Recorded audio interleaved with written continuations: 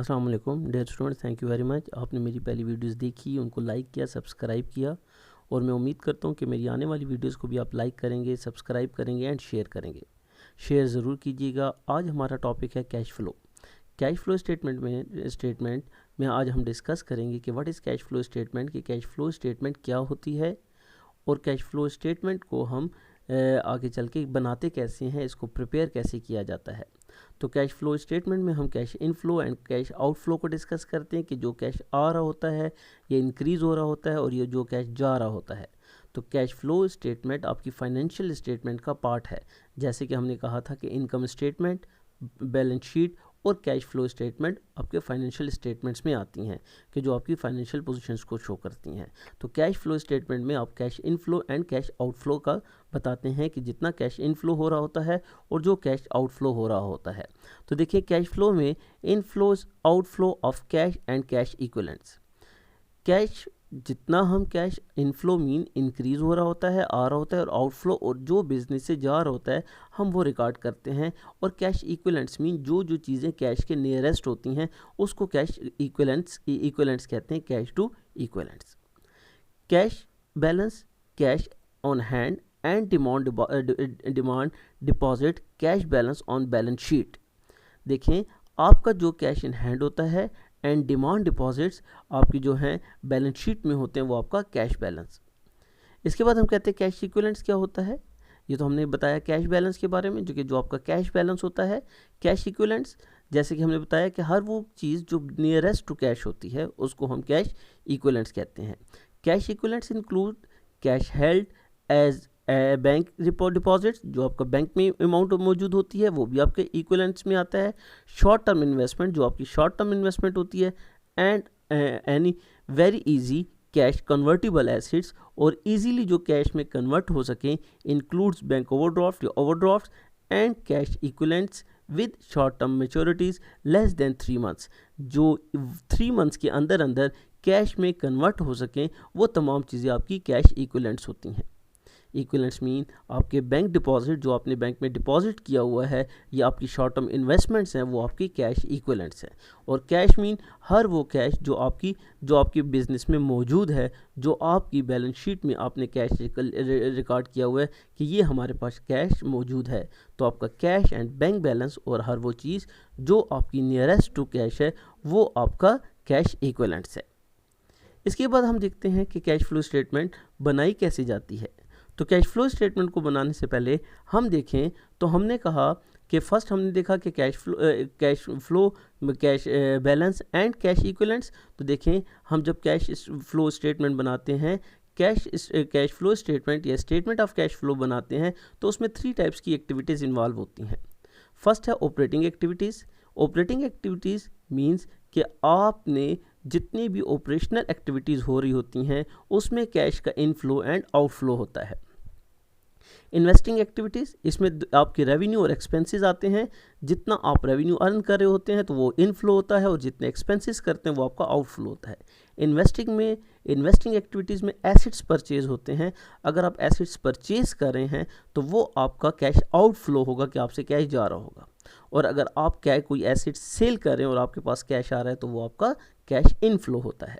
तो इसमें इन्वेस्टिंग में भी हम cash inflow and outflow. Financing mean कि अगर आप लोन ले रहे हैं, या आपके पास शेयर कैपिटल आ रहा है, या आपके पास लोन की अमाउंट आप ले रहे हैं वो आपके पास आ रहा है, तो ये फाइनेंसिंग एक्टिविटी है। और अगर आप उसको पे बैक कर रहे हैं तो वो आपकी आउटफ्लो है।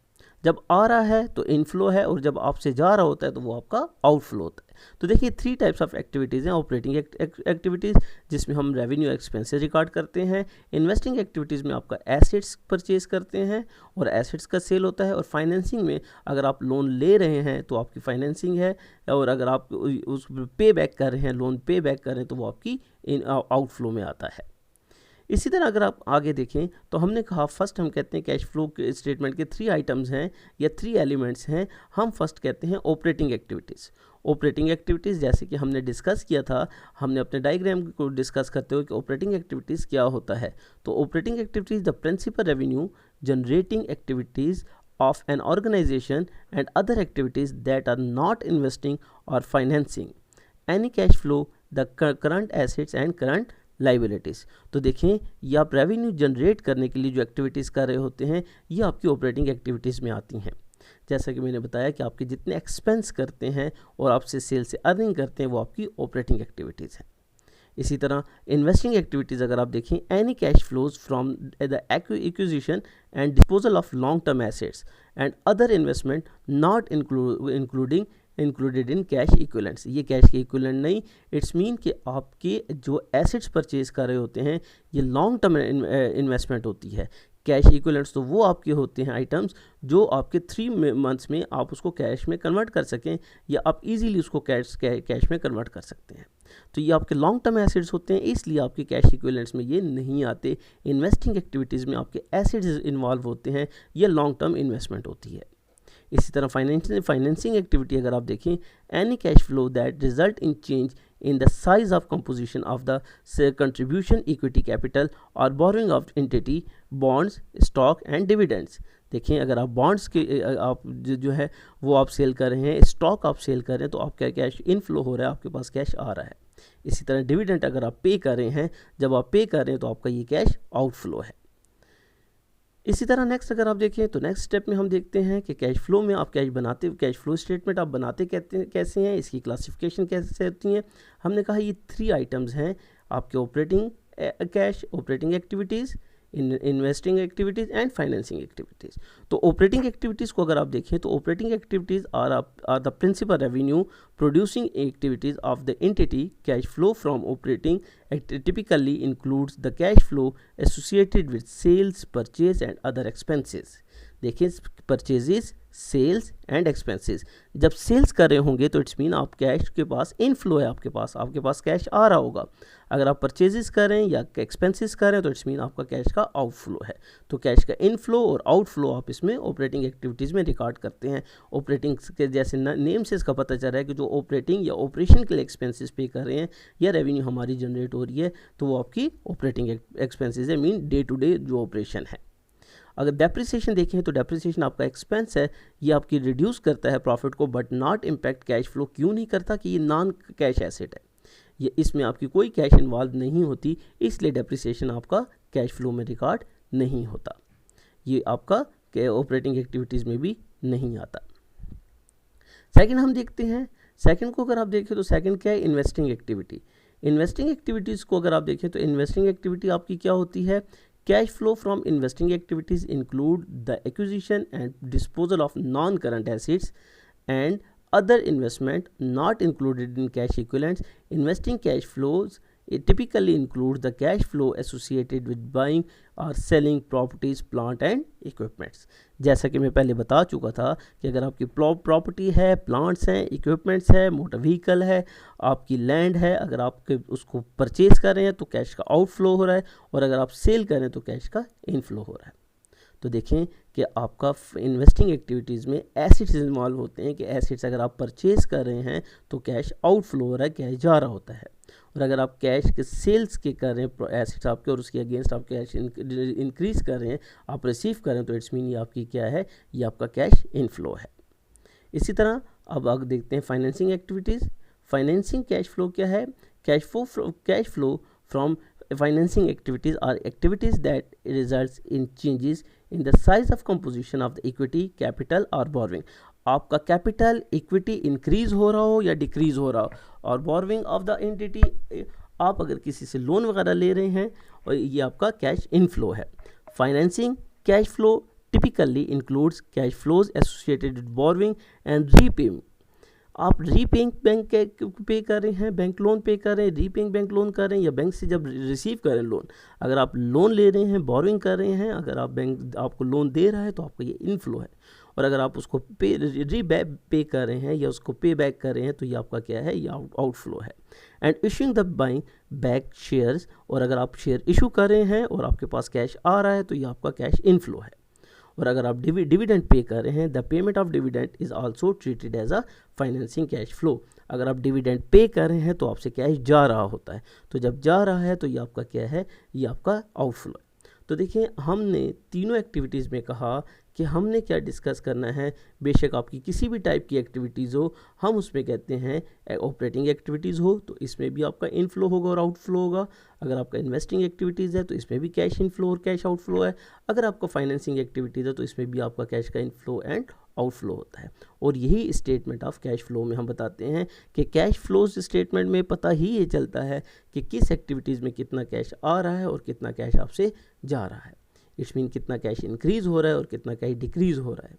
और आपका ऑपरेटिंग में डेली की जो आपकी एक्टिविटीज़ होती हैं उससे रिलेटेड होता है। इन्वेस्टिंग में आपके एसेट्स इन्वॉल्व हैं, एसेट्स की परचेज एंड सेल्स इन्वॉल्व है। और फाइनेंसिंग में आपकी फाइनेंस इन्वॉल्व है कि अगर आप इन्वेस्टमेंट आपके कैपिटल या ओनर इक्विटी इंक्रीज़ कर रहा है तो आपकी फाइनेंशियल जो है कैश आ रहा है, तो इट्स मीन कि आपकी इनफ्लो इंक्रीज़ हो रहा है। और अगर ओनर विड्रॉ कर रहा है या उसको आप डिविडेंड पे कर रहे हैं या आपने जो लोन लिया था वो रिटर्न कर रहे हैं, तो वो आपका कैश आउटफ्लो है, वो आपसे कैश जा रहा है। इसी तरह हम इसकी एक एग्जांपल भी देख लेते हैं कि कैश फ्लो स्टेटमेंट हमने जो इसको डिस्कस किया, इसको अब हम एक एग्जांपल से देख लेते हैं कि ये बनता कैसे है। सिर्फ हम इसका एक पैटर्न देख लेते हैं, फिर इस पर हम एक प्रैक्टिकली क्वेश्चन भी सॉल्व करेंगे।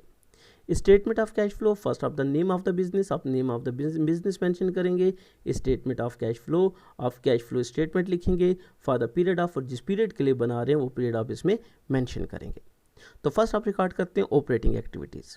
ऑपरेटिंग एक्टिविटीज़ से पहले भी अगर आपके पास कोई बैलेंस गिवन है तो आप यहाँ पे उसका बैलेंस रिकॉर्ड करते हैं कि ये आपका ओपनिंग बैलेंस है या ओपनिंग एक्टिविटीज़ है। अब इसी तरह आप ऑपरेटिंग एक्टिविटीज़ में देखते हैं cash receipts from customers. Cash आप कितना रिसीव कर रहे हैं, 7,41,000। फॉर एग्जांपल आप ये कोई अमाउंट रिसीव कर रहे हैं अपने कस्टमर से, तो आप जो रिसीव कर रहे हैं तो इट्स मीन आपने कुछ सेल किया होगा या आपने कुछ सर्विसेज दी होगी, उसके अगेंस्ट रिसीव कर रहे हैं। फिर लिखा है कैश पेड, तो कैश पेड आप किस पर्पज़ के लिए कर रहे हैं, परचेजेज, इन्वेंट्री को परचेज कर रहे हैं।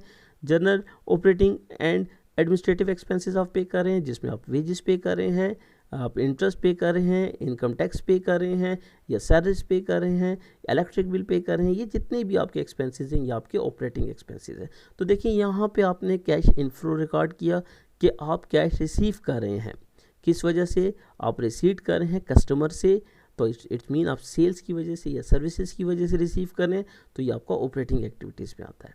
इसी तरह जो एक्सपेंसेस पे कर रहे हैं, डेली के जो एक्सपेंसेस है, डे टू डे ऑपरेशन को रन करने के लिए जो एक्सपेंसेस पे करते हैं, ये आपका आउटफ्लो होता है। तो देखिए इनफ्लो और आउटफ्लो में फिर आप डिफरेंस देखते हैं, तो आपका 7,41,000 आपका इनफ्लो था, रिमेनिंग आपका क्या है, ये आउटफ्लो है। तो आप इसमें से ये एक्सपेंसेस माइनस कर दिए। जब आपने ये जो आउटफ्लो था उसको माइनस कर दिया तो नेट कैश फ्लो आपका ऑपरेटिंग एक्टिविटीज़ से कितना आ गया, 1,42,000। इट्स मीन 7,41,000 आपके पास थे, ये आप उसको जो है वो आप पे कर चुके हैं, आपसे आउटफ्लो हो चुका है, ये आपका इनफ्लो था। तो आपने कहा हर एक्टिविटीज़ का आपने बताते हैं कि नेट आपके पास कैश फ्लो कितना आया। तो यहाँ देखें, यहाँ आपका 1,42,000 आपके पास कितना है, कैश फ्लो आपके पास ऑपरेटिंग एक्टिविटीज़ से आ गया। इसी तरह इन्वेस्टिंग में देखते हैं, तो फर्स्ट आप फिर कैश रिसीट रिकॉर्ड करते हैं, जैसे आपने यहाँ रिकॉर्ड किया। तो ये आपने कहा sales of property and equipment, देखें सेल्स ऑफ एसेट्स है।